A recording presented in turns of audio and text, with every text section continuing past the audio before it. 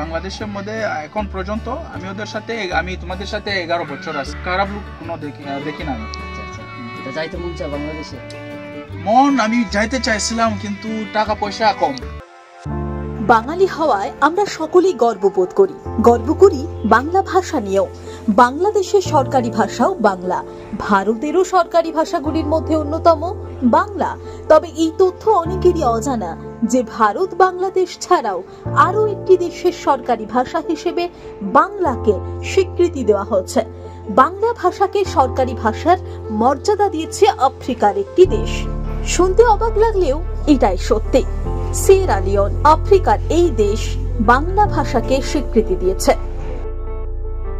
আমার সোনার বাংলা, আমি তোমায় ভালোবাসি। সিয়েরা লিওন বাংলাকে সেই দেশের দ্বিতীয় ভাষা হিসেবে স্বীকৃতি দিয়েছে 2002 সালে। এই স্বীকৃতি, এই অর্জন হঠাৎ করেই হয়নি।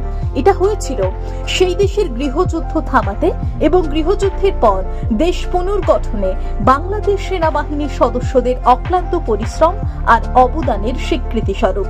সিয়েরা লিওন পশ্চিম আফ্রিকার একটি দেশ। 1991 সালের পর থেকে সেখানে শুরু হয় গৃহযুদ্ধ।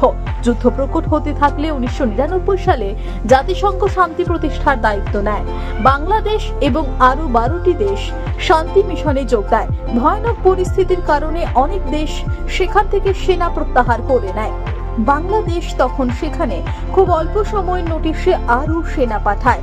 যোগাযোগের মাধ্যম হিসেবে বাংলাদেশি সেনারা ইংরেজি ভাষার পাশাপাশি বাংলা ভাষাও ব্যবহার করতে পারে। স্থানীয় লোকজনকে শেখাতে শুরু করে। বাংলাদেশি সেনাদের আন্তরিকতায় সাধারণ মানুষ বাংলা ভাষাকে গ্রহণ করে আগ্রহের সঙ্গে। বাংলা ভাষার সাথে সাথে তারা বাঙালি সংস্কৃতির সঙ্গেও পরিচিত হতে থাকে। আমার সোনার বাংলা, আমার সোনার বাংলা, আমি তোমায় ভালোবাসি, আমি তোমায় ভালোবাসি, আমি তোমার ভালোবাসি।